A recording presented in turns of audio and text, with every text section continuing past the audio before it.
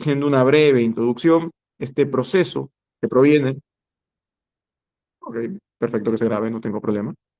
Y bueno, este proceso, esta garantía constitucional, pues en la Constitución sale como garantía constitucional, que luego ya se deriva en el proceso constitucional de amparo, resulta en la que tiene mayor uso en nuestra realidad. De las garantías constitucionales que contamos, mencionando brevemente, se pueden dividir en tres grupos. Tenemos un grupo que es la tutela de derechos fundamentales, proceso de amparo, habeas corpus, habeas data, cumplimiento. Luego tenemos un segundo grupo que se encarga del respeto de la Constitución y el control normativo y que busca mantener la vigencia de la supremacía constitucional, de lo cual nos remitimos a la acción de inconstitucionalidad, proceso de inconstitucionalidad y la acción popular. Y bueno, finalmente el que busca proteger las competencias de cada entidad pública y de cada organismo constitucional autónomo, que es como tal el competencial. De estos tres grupos de procesos constitucionales, el grupo que tiene mayor cantidad de uso es el de tutela de derechos fundamentales. Y de estos cuatro procesos que pertenecen a este grupo de tutela de derechos fundamentales, el que tiene mayor uso es el proceso de amparo. Se preguntarán el por qué. Y es que fíjense, el habeas corpus busca tutelar plenamente los derechos el derecho a la libertad y conexos. El habeas data busca proteger lo que es el derecho a la información y conexos, en dos vertientes como tal, en realidad, al uso de la información que uno posee y luego a la autodeterminación informativa. Luego el de cumplimiento, que en pocas palabras busca que se cumplan actos administrativos, los cuales se encuentran con obligatoriedad legal, pero que no se han cumplido como tal. Y el amparo, el famoso proceso de amparo, que tiene un gran uso porque tutela todos los demás derechos fundamentales. Todos los demás derechos fundamentales que no tutelan ni el habeas corpus ni el habeas data son tutelados por el proceso de amparo. Y, como bien señala nuestra Constitución, nuestra cláusula de derechos fundamentales no es cerrada, es abierta. Es decir, aparte de los derechos fundamentales que ya se encuentran tipificados explícitamente en nuestra Constitución, se puede llegar a plantear nuevos derechos. Y el proceso de amparo sirve muchas veces para ello. Solo para dar un breve ejemplo, me acuerdo que en un trabajo en el que estuve, nos llegó una demanda de amparo por el derecho a la insurgencia laboral. Ya será trabajo del juez determinar si ese derecho existirá o no en nuestra realidad nacional. Pero uno puede llegar a plantearlo en su demanda, que tengo el derecho al, a ese aspecto, ¿no? A la insurgencia laboral. Totalmente posible plantearlo en tu demanda.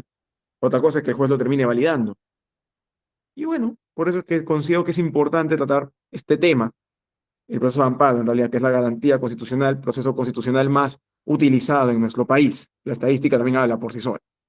Y bueno, vamos a tratar en breve, en unos momentos, lo que es cómo es que llegamos a nuestra normatividad actual del tema de amparo. Pues en realidad, inclusive antes de la Constitución del 79 ya tenía algunas menciones. Luego, cómo se encuentra actualmente regulado, un pequeño desarrollo jurisprudencial, específicamente el caso del Gorríos, y vamos a reflexionar un poco sobre él mismo. Dicho ello, vamos a la siguiente lámina, por favor. Y bueno, los antecedentes como tal, ¿no? La primera vamos a dividirlo en algunas etapas. Esto proveniente de un artículo académico del doctor Abad Yupanqui, Samuel Abad Yupanqui, uno de los padres del proceso de amparo, se le puede considerar, que tiene entre él y Eto Cruz la mayor cantidad de obras al respecto de este proceso. La primera etapa, entre 1897 y 1933, ¿qué sucedía en nuestro país, no? Que más que un amparo, hablábamos de un habeas corpus limitado, que se buscaba en la tutela plenamente del derecho a la libertad. Esta es como tal nuestra primera garantía constitucional que se empezó a trabajar en nuestro Estado. El amparo en realidad resultó de un derivado del habeas corpus porque se dieron cuenta que habían decisiones y derechos que el habeas corpus no podía satisfacer su tutela. Pasamos con esto a una segunda etapa, el 33 al 79. ¿Qué sucede? Se amplía el ámbito de tutela de derechos y ya estamos hablando de los derechos individuales y sociales con la Constitución de 1933. Y bueno, y se crea una vía civil particular, una vía civil especial, mediante el decreto ley 1783, donde la cual, sin llamarlo amparo en sí mismo, ya se empieza a hablar de los orígenes de este proceso, porque da una tutela particular a los derechos fundamentales ya mencionados, de los derechos individuales y sociales. Y bueno, la tercera etapa, que ya viene con la Constitución del 79, que ya propiamente menciona el proceso de amparo, ya lo está creando, ya sale explícitamente mencionado, ya lo crearon con la Constitución del 79. aquella que fue, bueno, promulgada por Víctor Raúl Ayala Torre, ¿no? Que ocurre el nacimiento formal del amparo como proceso autónomo para tutelar los demás derechos fundamentales distintos a lo que era el habeas corpus, ¿no? Lo cual se mantuvo, esta idea en la Constitución del 93, que es la vigente, y que, bueno, mantiene la lógica hasta el día de hoy, que el amparo nace para tutelar todos los derechos fundamentales que no estén tutelados por habeas corpus, bueno, y hoy en día también porque no estén tutelados por el habeas data. Y nos vamos a la cita de Abad Yupanqui, ¿no? Aunque el amparo aparece formalmente con dicha denominación en la Constitución del 79, sus antecedentes pueden encontrarse en los mecanismos previos de protección de derechos fundamentales desarrollados en inicios del siglo XX.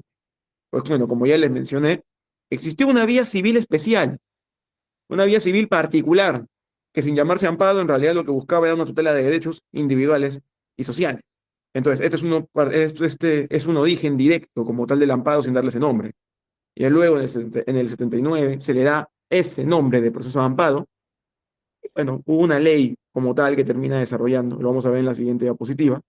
Nace una ley después de esta constitución que regula como tal las características particulares del proceso de amparo, que como dato histórico se los puedo dejar.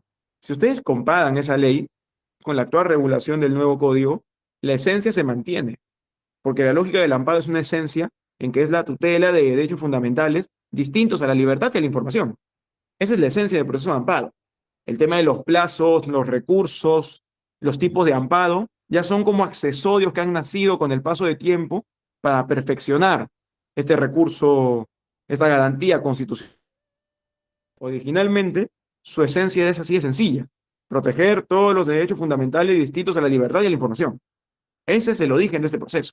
Lo demás se ha vuelto un accesorio o una especialización, más bien, de esta garantía constitucional. Dicho ello, vamos a la siguiente lámina, por favor. Y en la siguiente, como tal, vamos a ver un poco la normativa específica que se creó. Exactamente la ley 23.506. Hoy en día se suele hablar poco de ella en los cursos de proceso constitucional, pues ya de frente vamos al hondo, al fondo del asunto. Pero ¿por qué considero que es importante mencionarla? Porque en esta ley se regula el habeas corpus y el amparo. Es la primera regulación que tienen, porque recordemos que el primer Código Procesal Constitucional nace en 2004. Entonces, esta ley fue la primera como tal que reguló esta materia, que se tomó el tiempo de regular cómo se trabajan los procesos constitucionales en nuestra realidad. Y bueno, ¿qué indicó, no? Que iba a ser un proceso rápido, que iba a contar medidas cautelares para reponer a la situación en el estado anterior a la vulneración de derechos, pero se mantiene algo que hasta hoy en día existe, ¿eh? Se mantenía la necesidad de que agotes todas las vías previas. ¿Por qué pasa esto? Porque bueno, el amparo, a diferencia de cualquier otro tipo de recurso, tiene la característica de ser excepcional. Es decir, tú para interponer un proceso de amparo, no lo podemos presentar así porque sí. Se tiene que acreditar que ya se acabó. Cualquier otra vía existente para lograr mi tutela de derechos, o que si no aplicamos y no nos vamos a la vía constitucional ahorita, va a ser muy tarde luego para tutelar mi derecho. Esa es otra de las bases del proceso de amparo, que es una vía extraordinaria y excepcional. Extraordinaria porque no todos los casos deberían llegar a un amparo, y excepcional porque deben cumplirse ciertos requisitos para poder llegar y que se admita, y más aún que se declare fundado, un proceso de amparo. Entre ellos, que se agoten todas las vías previas. Les doy un ejemplo práctico. Yo, bueno, si nos vamos a un tema administrativo, voy a hacer un ejemplo, el Colegio de Abogados de Lima, y vamos a cuestionar un acto administrativo del colegio. Yo tengo que haber agotado todas las vías internas del colegio, es decir, mi escrito al colegio, la segunda instancia, y luego de agotar toda esta vía interna, recién voy a poder presentar mi amparo. Y cuando lo presente voy a tener que explicar por qué quiero irme al amparo y por qué no quizás a un contencioso administrativo. Y tú tienes que explicar por qué este recurso sí cumple las características de ser extraordinario y de ser excepcional. ¿Por qué no estoy más bien malversando el amparo? Es una de esas características particulares que tiene este proceso. Y eso ya se denota desde la ley base de 1982 y como también lo van a ver con el Código Procesal Constitucional de 2004. Este código nació de una comisión en particular de grandes académicos que juntó a procesalistas constitucionales con constitucionalistas, con civilistas y procesales civilistas y hasta penalistas, a determinar todo un catálogo de normativa que iba a regular el proceso constitucional. Este código fue histórico en su momento, ¿eh? Fue histórico, fue bastante revolucionario, porque no se hablaba de esto en Sudamérica. Fuimos uno de los primeros países en tener un código propiamente procesal constitucional. Y entre sus características más resaltantes, no lo he puesto aquí, pero igual lo quiero mencionar, es el tema del rechazo liminar. Este código sí regulaba lo que era explícitamente causales para un rechazo liminar. ¿Qué implica el rechazo liminar? Que el juez, al recibir una demanda, en este caso de amparo, podía señalar que la vía constitucional no era la idónea y que ni siquiera se admitida a trámite. Esto fue eliminado con el actual código, porque bueno, se decía de que se malversó esta idea, se aprovecharon de esta idea, y que como tal los jueces se aprovechaban de esto para nunca ir a los fondos y simplemente hacer rechazo liminar y aumentar su cantidad de casos resueltos, aunque sin ver en realidad el fondo del asunto. Y dijo sobre esto Paso Pinedo, Óscar Paso Pinedo, un gran académico contemporáneo. El nuevo Código Procesal Constitucional introdujo cambios relevantes en la regulación de los procesos constitucionales y reemplazó el código vigente desde 2004.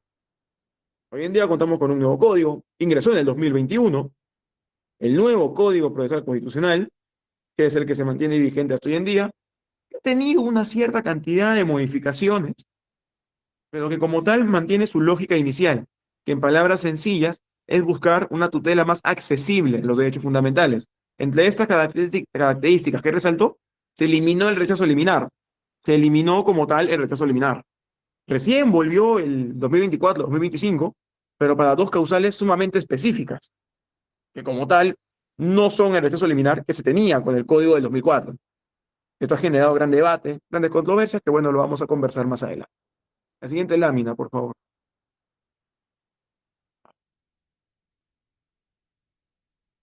Ahí está. ¿Cómo hoy en día regulamos el tema del amparo? Está en la Constitución, artículo 200, inciso 2. También está en el nuevo Código Procesal Constitucional regulado.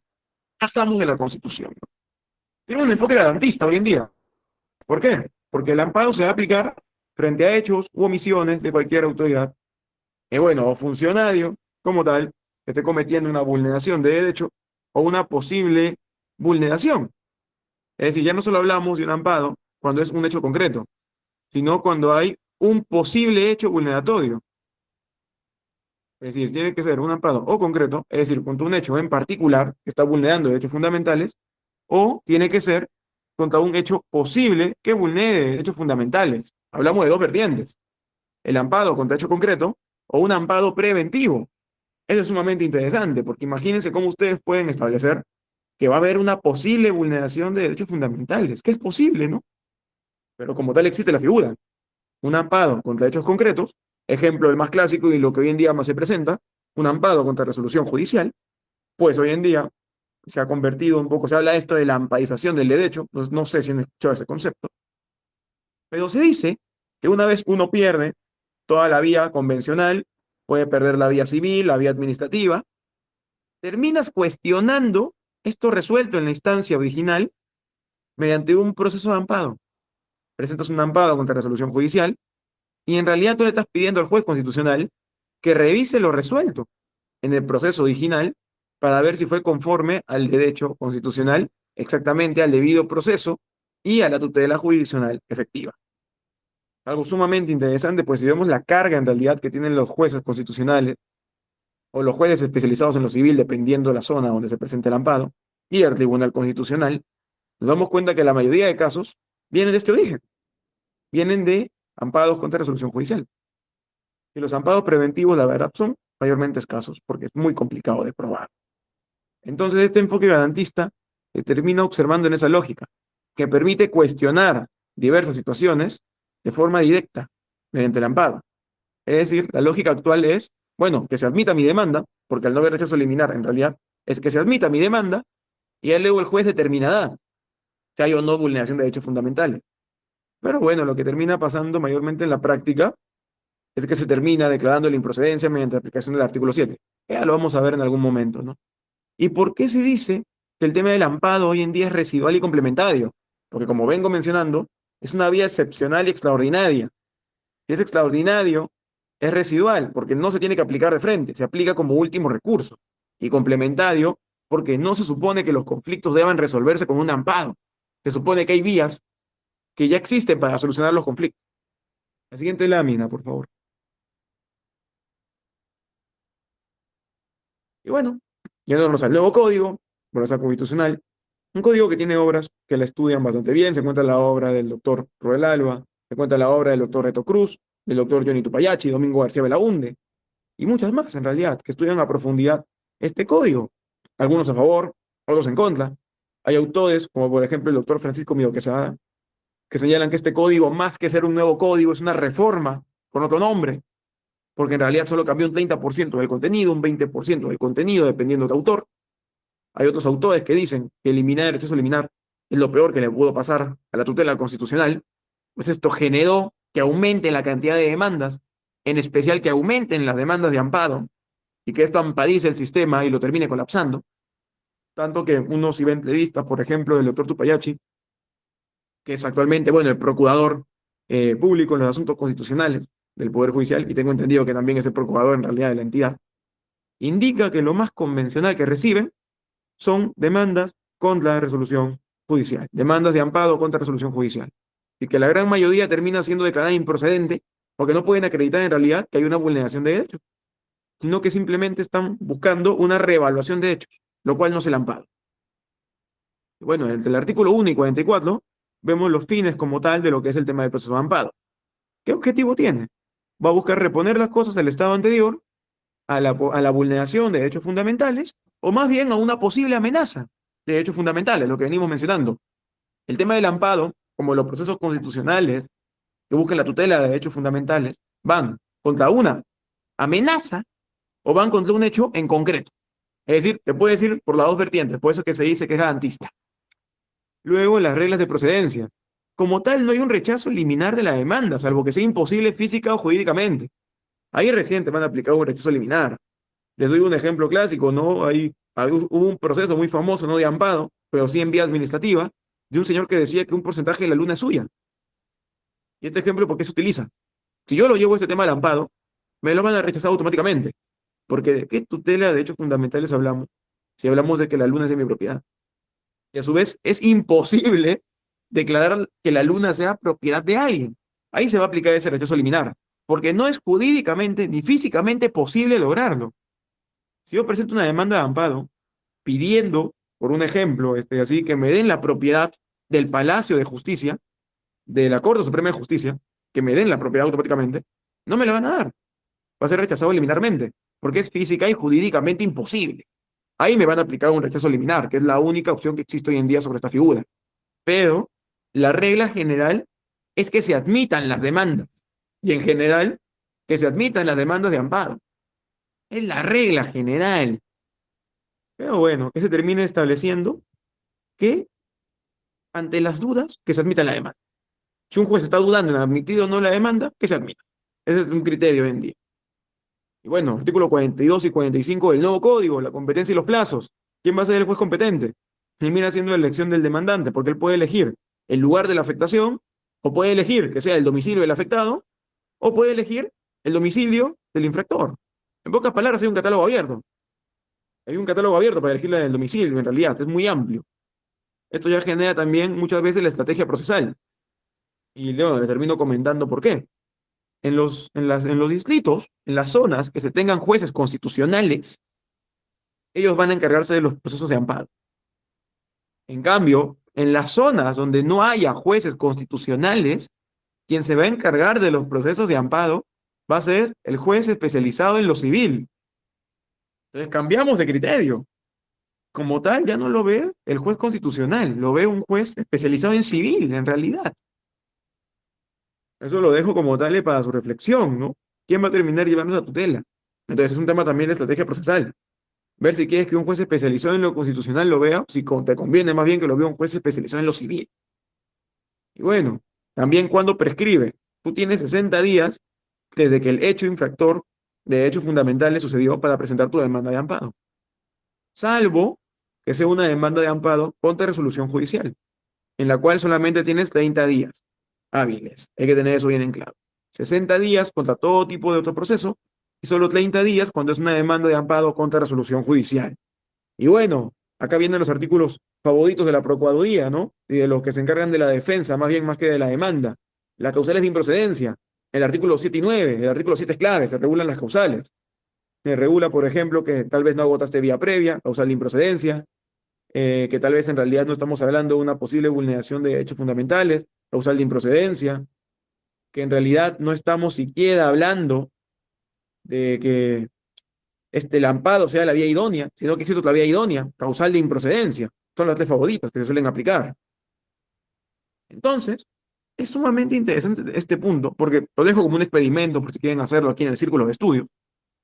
Si un día se ponen a analizar así sentencias al azar, literalmente al azar, de juzgados constitucionales, se van a percatar que la gran mayoría que se han emitido con el nuevo código son improcedentes. Así un muestreo al azar. ¿Por qué? Porque como se ha prolongado, se aumentó la cantidad de procesos de amparo que se han presentado, la gran mayoría simplemente es para cuestionar hechos. Y el amparo no revalúa hechos. Solo ve vulneración de derechos o una amenaza a los derechos fundamentales. No va a reevaluarte todo un proceso. No te va a analizar esas cosas. Solamente va a ver, hay o no amenaza o vulneración a derechos fundamentales. Entonces, como se termina empleando de forma errónea el proceso de amparo, van a ver que se va a aplicar de gran forma el artículo 7. El artículo 7, inciso 1, inciso 2, inciso 3. Siempre se va rotando entre esos artículos. Lo dejo como un experimento. Y bueno, vamos a la siguiente lámina, por favor. Es algo de verdad que lo dejo como experimento. Yo hice algo similar para un trabajo de economía y de derecho cuando llevé el curso en la universidad. Y es muy curioso, ¿eh? Porque se terminó cumpliendo la estadística. Se terminó cumpliendo la estadística, ¿eh? Así que de forma curiosa pasó así. Y bueno, este es un caso espectacular, el caso del Gorríos. Quien no lo ha leído, lo invito a leerlo. Es una de las clases y es una de las sentencias del Tribunal Constitucional más utilizadas hasta hoy en día. ¿Por qué? Porque va a regular que el amparo es especial, urgente y subsidiario. Lo dice de forma explícita. Y que también señala de forma explícita que la existencia de un test que como tal, de no ser superado, se entiende como tal que el amparo va a proceder. ¿Y por qué lo digo? Vamos a verlo de este modo. Primero tenemos que partir lo siguiente. Este test de idoneidad, esto va a buscar como tal determinar la existencia de una vía igualmente satisfactoria. Esta palabrita es clave. Vía igualmente satisfactoria. ¿Qué implica esto? Que si yo puedo acreditar que el proceso de la vía regular, entiéndase contencioso administrativo, un procedimiento civil, tiene estas cuatro características, el amparo no me va a proceder. Esto es muy utilizado por las procuradurías. ¿Por qué?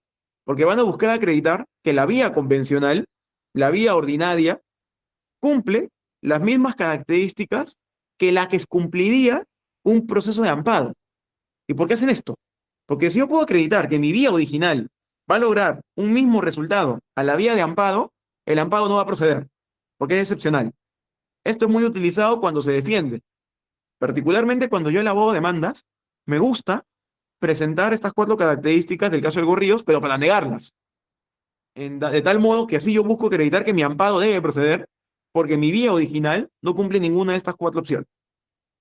Vamos a verlas, ¿no? Del lado de la perspectiva objetiva, ¿no? Si es que la estructura del proceso original es idónea para tutelar el derecho. Es decir, si mi vía contenciosa administrativa, mi vía deontológica en un colegio profesional, mi vía civil, ¿me va a generar una tutela de derechos o no lo va a lograr? Si lo va a lograr, el amparo ya no es necesario. Siguiente cuestión. Si la resolución que me va a dar mi vía ordinaria me va a dar una tutela adecuada. Es decir, si mi derecho fundamental que se encuentra en vulneración o que va a ser vulnerado, yo al conseguir mi resolución de la vía original, ¿va a ser protegido correctamente o no? Si yo puedo acreditar que sí va a ser protegido, el amparo ya no va a proceder. Luego, del tema subjetivo, si no va a ocurrir la irreparabilidad. ¿Qué significa esto? Yo tengo ahorita una vulneración. Yo la tengo ahorita, en este momento de mi vida. Pero tal vez, mientras yo presento mi demanda en la vía original, en la vía ordinaria, y con el paso del tiempo ya no se pueda tutelar mi derecho. Perdí mi tutela. Ese es otro criterio que se acredita. Si yo puedo acreditar que mi vía ordinaria sí me va a dar una tutela adecuada en un tiempo adecuado, el amparo ya no procede. Y finalmente, si existe necesidad de tutela urgente. Es decir, si mi amenaza o mi vulneración al derecho acredita que requiere una tutela urgente, una tutela en este momento, o si puede esperar una resolución ordinaria. Si yo puedo acreditar alguno de esos cuatro puntos, el amparo ya no procede. Por eso es que este caso es muy utilizado por la defensa y también en las sentencias de los jueces constitucionales para declarar la improcedencia, porque simplemente van a decir, bueno, tienes la vía ordinaria, la cual en este caso ha superado como tal, ha cumplido las características que se mencionan en el caso del Gorrios, por lo tanto tu amparo no debe proceder, va a ser declarado improcedente.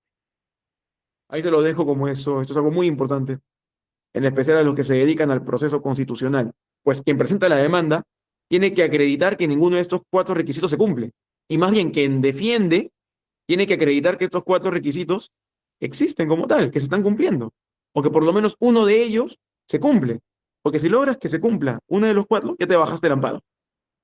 Ahí en forma sencilla esa es la lógica que quiero que capten aquí. La siguiente lámina, por favor.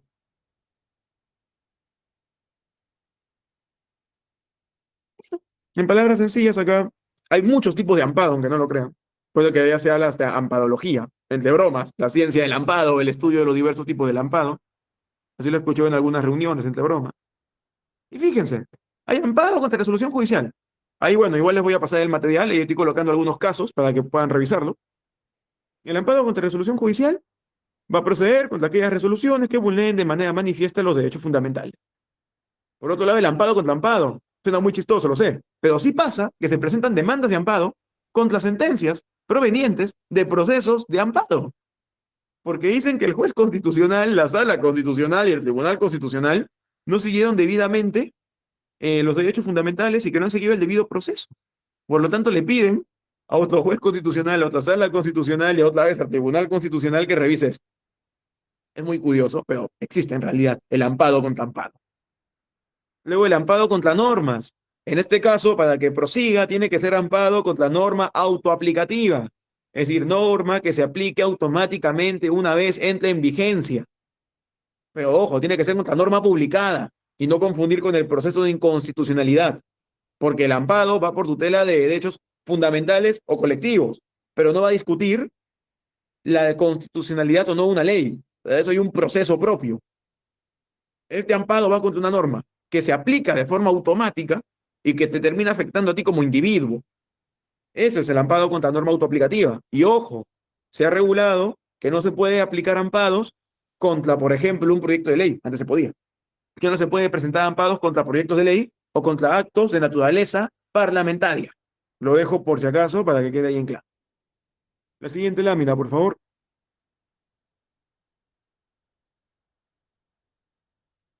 A ver, sigamos. El amparo laboral, acá para los laboralistas. Seguramente lo habrán utilizado muchas veces. Este tiene las características particulares, que es lo más esencial, es demostrar que se está superando el test de idoneidad del caso del Gorríos. Es muy clásico. El amparo previsional, temas de la ONP, también tiene sus características particulares. Como les digo, esto es una tipología muy amplia en realidad. Es un tema muy interesante porque hay diversos tipos de amparo, porque cada amparo se fundamenta de forma distinta.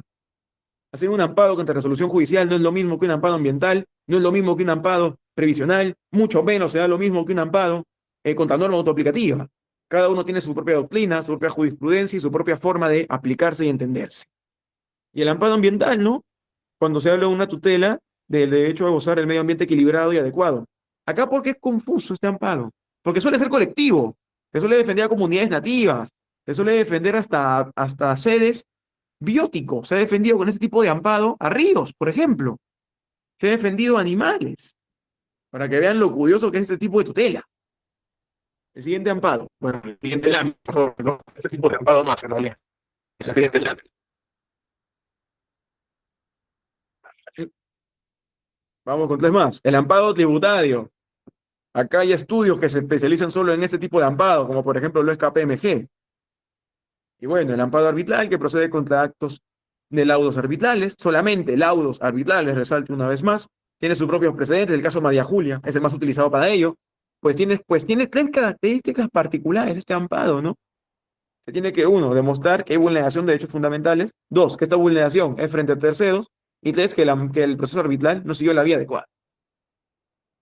Y el amparo electoral, mi favorito hoy en día porque es a lo que me estoy dedicando, que busca proteger los derechos de participación política y que principalmente se termina aplicando contra el Jurado Nacional de Elecciones, jurados electorales especiales según la circunscripción electoral y la OMP.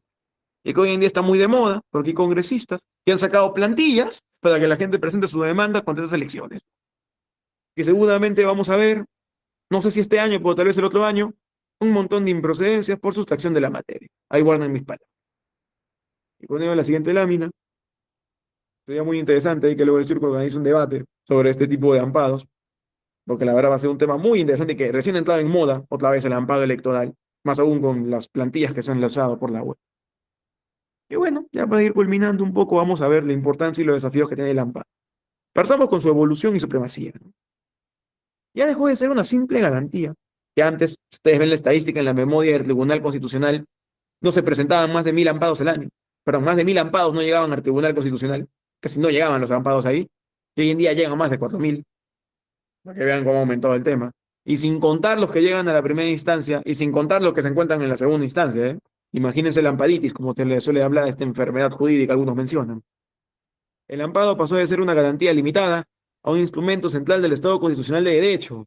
Representa la manifestación concreta de la supremacía constitucional y la protección de la dignidad humana. ¿Por qué supremacía constitucional? Porque tutela los derechos que ésta contiene y la amplitud que permite al tener una cláusula abierta de derechos fundamentales. ¿Por qué la dignidad humana? Porque recordemos que los derechos fundamentales tienen una base, como un arbolito. Partimos del arbolito con dignidad humana y de esto nacen todas las generaciones de derechos fundamentales que hoy en día gozamos nosotros. El rol creador del TC, la jurisprudencia es clave en realidad aquí. Casos emblemáticos, El Gorríos, Bailón Flores, Lisana Puelles, evidencian que el amparo depende profundamente de la interpretación dinámica y la evolución que le dé el Tribunal Constitucional. Y es la verdad, el Tribunal Constitucional ha creado esta tipología de amparos. Es la que ha definido amparos en particular para situaciones particulares. El caso del Gorríos, como les menciono. El caso María Julia para el tema arbitral. Esto ha sido interpretado por el Tribunal Constitucional. Esto no lo dice el nuevo código, nace de la jurisprudencia. Derechos fundamentales se han creado mediante amparo. El derecho al agua, el derecho a la electricidad, han nacido mediante procesos de amparo. El debate de del bienestar animal fue desarrollado por el Tribunal Constitucional en el 2004 por un proceso de amparo. Lo dejo ahí para la reflexión, ¿eh? ¿Y qué desafío tiene hoy en día? Que no se desnaturalice. Como vengo mencionando, cada vez se aplica con mayor normalidad las demandas de amparo. Se presentan de gran sobremanera y se presentan mayormente contra resolución judicial para actuar como una especie de nueva instancia. Como recuerdo una vez que me dijo un profesor, que fue bastante triste lo mencionado, pero eso se está cumpliendo poco a poco en la realidad. Ya no hablamos de doble instancia, ya hablamos de 4 instancias con 2 recursos excepcionales. La vía ordinaria, etapa 1, perdón, instancia 1, instancia 2, casación, sale mal, me voy al amparo, instancia 1, instancia 2, Tribunal Constitucional. Y si queremos, nos mandamos a la Corte Interamericana, ¿por qué no? Pero para que vean cómo se está desnaturalizando la figura, que poco a poco se está hablando más de, bueno, perdí la vía ordinaria, me quedé el amparo, no vamos al proceso de amparo. Y se pierde esa naturaleza excepcional que fue con la que nació. ¿Por qué excepcional? Resalto una vez más. Porque no se habla de cualquier cosa. Se habla de tutela de derechos fundamentales, que es la base del Estado. Sin derechos fundamentales viviríamos en barbarie, en realidad. Y bueno, la siguiente lámina, por favor, como tal. Y ya con esta estaríamos planteando las últimas reflexiones que le quería dejar a ustedes. Y en la bibliografía con la que me he apoyado, ¿no? El artículo de Bayupanqui, Paso Pineda, me apoyé en el EP, que ha estructurado una muy buena cantidad de jurisprudencia sobre cada tipo de proceso de amparo presentado, y alguna sentencia del Tribunal Constitucional que hemos utilizado para esta disertación. Espero que les haya gustado, es un tema complejo, pero creo que lo hemos podido resumir bien y a ver comentarios, quedo atento a ello. Bien, muchas gracias por el tiempo y la consideración. Muchas gracias, doctor, por esta exposición. Ahora abrimos el espacio de preguntas. Si desean participar, pueden levantar la mano virtual o escribir su pregunta en el chat.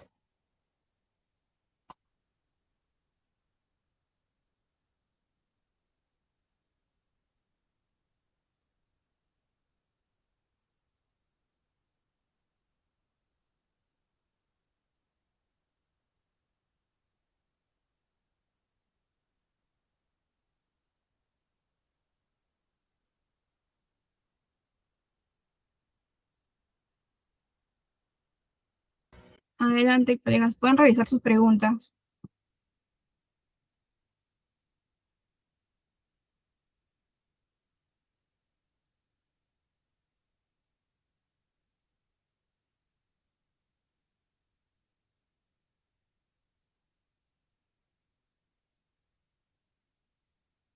Bueno, ahí veo una mano.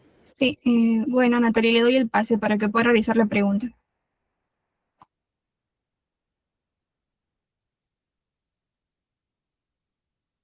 Bien, muchas gracias. Buenas noches con todos. Buenas noches, estimado amigo Eduardo Chocano. Y bueno, encantado de escuchar tu ilustre ponencia acerca del proceso de amparo, ¿no? Y efectivamente, tal cual como tú lo has explicado en esta sesión, ¿no? Pero tengo algo peculiar, más que todo, diría yo, una reflexión a llamar con respecto a los procesos de amparo contra disposiciones fiscales. Porque cabe resaltar que si es que una disposición fiscal es archivada, tenemos lo que es el plazo de 5 días para presentar queja y el nivel superior, ¿no? Pero si el superior lo confirma, entonces cabe la posibilidad de recurrir a lo que es a la vía constitucional, ¿no? Pero hay algo muy peculiar ahí. Nuestro Código Procesal Constitucional no regula en sí eh, qué juzgado debe de ver el amparo contra una disposición fiscal, si es que si lo ve sala o lo ve un juez de primera instancia, ¿no? Porque tal como tú lo habías dicho, los procesos de amparos debería verse lo que es en jueces constitucionales, pero en realidad lo ven los jueces civiles, ¿sí o no? En esos casos lo ven los jueces civiles, ¿no? Entonces, el tema de mi pregunta se centra con respecto a que los procesos de amparos contra disposiciones fiscales existe una controversia entre Sala y el juzgado civil. Se pelotea entre quién va a ver o quién va a pronunciarse acerca del proceso que se está iniciando, porque en el trabajo donde yo estoy, hemos presentado un amparo contra una disposición. Primero lo presentamos al juzgado civil lo declaró improcedente, nos dijo que lo vea la sala lo omitió y sala hizo un debate y sala que dijo, no, hay que regresarlo al juzgado civil. Entonces, de nuevo regresó al juzgado civil. Ahora el juzgado civil ya lo admitió a trámite porque es un mandato de sala y estamos a la espera de un pronunciamiento, ¿no? ¿Qué opinas con respecto a esto, mi estimado amigo? Mira, primero saludarte, gusto verte, amigo. Y es una problemática que bien lo has señalado. Y lo comento de este modo, porque claro, la regla general es juez constitucional. El problema es que si no hay juez constitucional, como pasa en la mayoría de nuestro país, porque pese a que el código lo regula, la realidad es que en la mayoría de nuestro país no tiene jueces constitucionales, pocas regiones tienen jueces constitucionales, pasa lo que tú mencionas.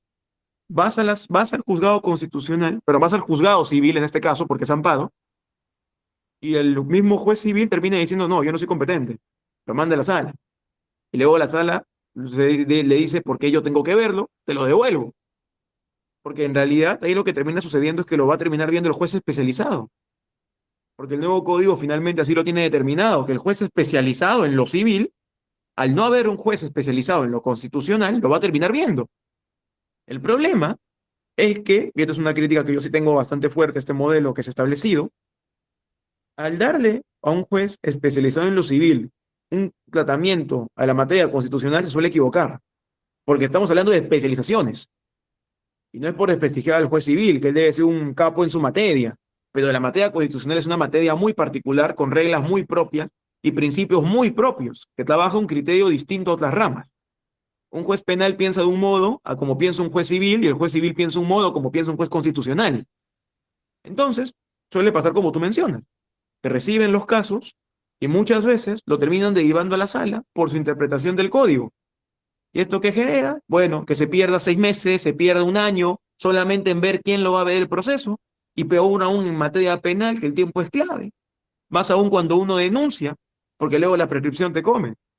Entonces, esto es sumamente clave, la verdad es algo que, bueno, se sigue hablando de la modernización del derecho procesal constitucional, y esperemos, como por ejemplo ya ha pasado en la provincia del Santa, que ya se empiezan a aumentar los juzgados constitucionales a nivel nacional.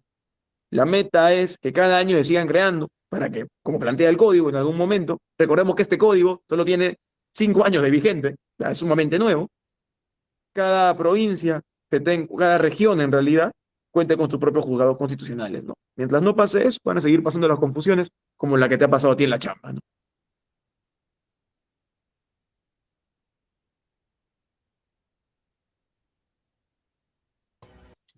Bueno, gracias por su respuesta, estimado.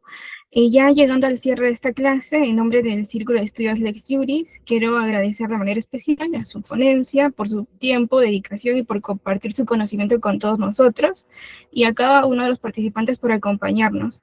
Y antes de despedirnos, les hago una petición de que puedan encender su cámara para tomar una foto grupal.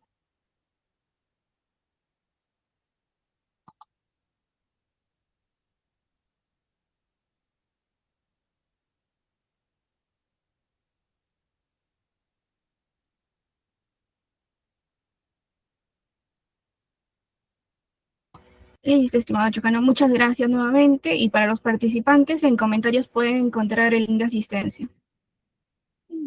Justo, muchas gracias por la consideración y un abrazo a todos. Tengan buen sábado.